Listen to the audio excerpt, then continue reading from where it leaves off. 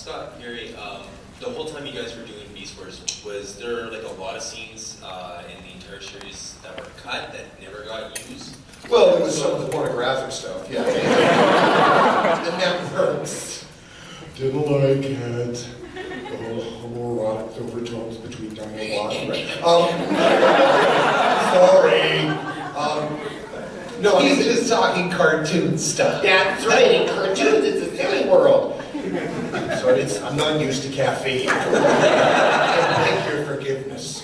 Sometimes the voices on the inside, they come out on the outside. They didn't do a lot of that because those scripts were very sort of, carefully structured. Peter and Bob and Larry, who were sort of the overwriters for the whole series, they had very clear ideas of sort of the overall arc of the series, the little mini arcs that were going through. So there wasn't a lot of,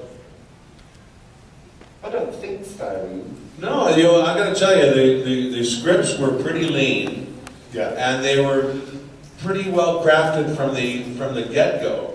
And that we didn't get a lot of pickups that I can remember, except for screwball lines, but very rarely did we get additional dialogue for episodes of Beast Wars, or Beast Machines. I'm sorry, Beasties, we're in Canada, Beasties. And yeah, I think they were pretty tight. It was all we could do to keep to that 28-minute script. Did cut together a blooper reel once and animated it.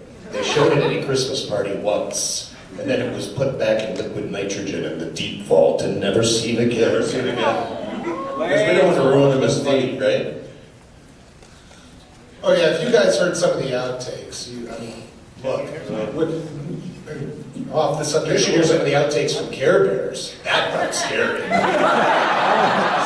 have this habit when I mess up a line, I want to make sure that they know. So I just usually go off with a stream of profanities. And it's certainly a little different when you start hearing, oh, you sucker, But yeah, it's kind of the same thing. Since ours was original, we never got the chance to get stuff animated. That sounds like fun. Hi. Hey, how you doing here? Very well. Questions for Tony, actually. As you can see by the shirt. It's Pure evil and oxymoron. Only for That is deep. That is deep. You could throw a rock in that question and never hear it hit the Well, bottom. Scott, my evilness is pure as falling snow. We're done. Back to Tony, though. Now, you've done primarily theater and, of course, film roles. Was it difficult going from the film roles where you have to memorize the lines to ADR where the lines are printed out for you and you're going through them one at a time, or? Yeah, the weird thing is I love the animation form, but I do have a very difficult time. I mean, I'm an internal actor, so I unless I really work with the creator and I know what they want, and my hat's off to you guys for that free radio style, but I hear jazz, Yeah, especially when you're getting like, we need you a little louder, Yeah, Tony. I don't respond, so I don't work a lot, because I don't work at 9 in the morning. Imagine me coming in at 9 in the morning and surrounding these guys bounces off the wall. Listen to Miles Davis last night. Excuse me, we are very disciplined in the studio. I've seen the people in the slippers and the yo-yos and all this. So I think they're marking up their scripts and stuff, maybe getting some subtext. No. It's very tight. Out the other character's lines. This is necessary. Why do we see going on and on? But Tony, how is the adjustment? And the same thing for you, Garry. I mean, how do you feel about the adjustment between the work that you're doing on camera?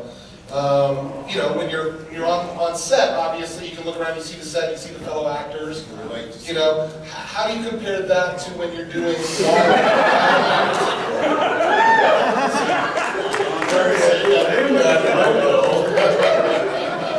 Well, I guess the thing is, the adjustment is that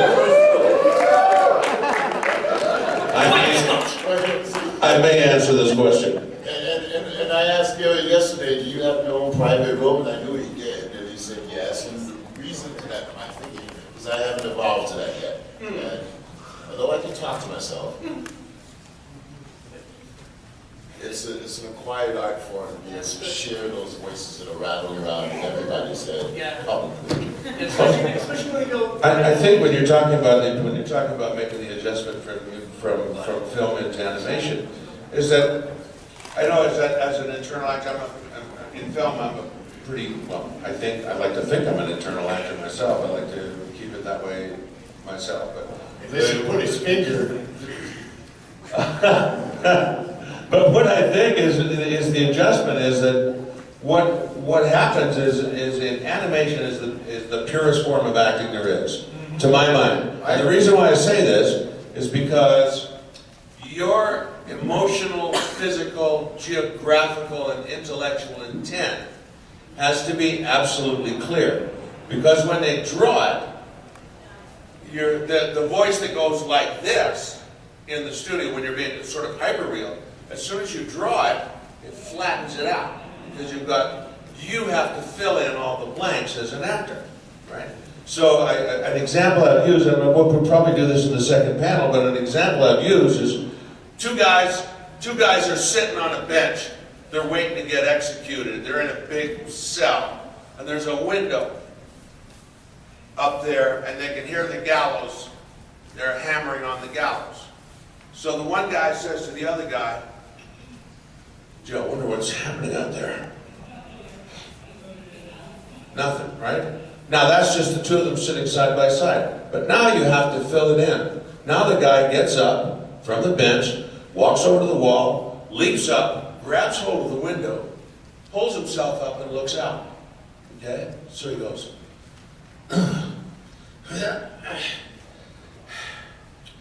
"I wonder what's going on out there." Uh-oh. You have to fill it all in, right? You have to fill in all that physicality. And that's the only real difference. I mean, as far as acting goes, I mean, if you want to look at some great performances, how many people have seen How to Train Your Dragon yet? I mean, are there not some absolutely first-rate performances in that movie? Oh, yes. I mean, that kid is just brilliant. I'm sorry, he's got the nuance down. Mind you, 51 takes each line, but no. Garry and I had the advantage of working on shows that started sort of a relay series like Beast Machines or Beast Wars or Beasties. The entire cast is in the studio at the time, so we have a chance to sort of act and react off of each other, as they say.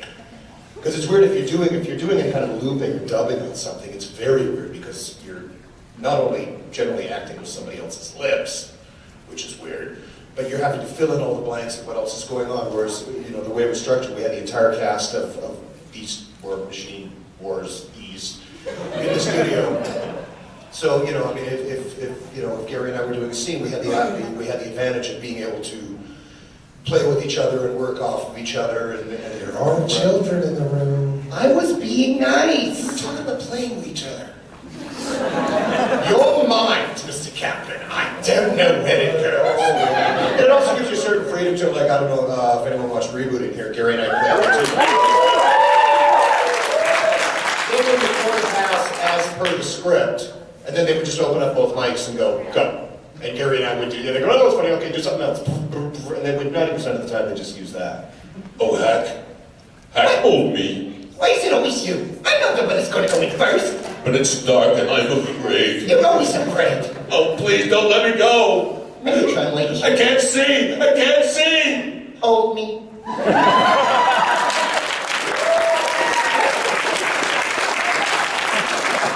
It's also the energy that people don't realize how physical and weird it can get in there. People who come in and watch it and go like, "Wow."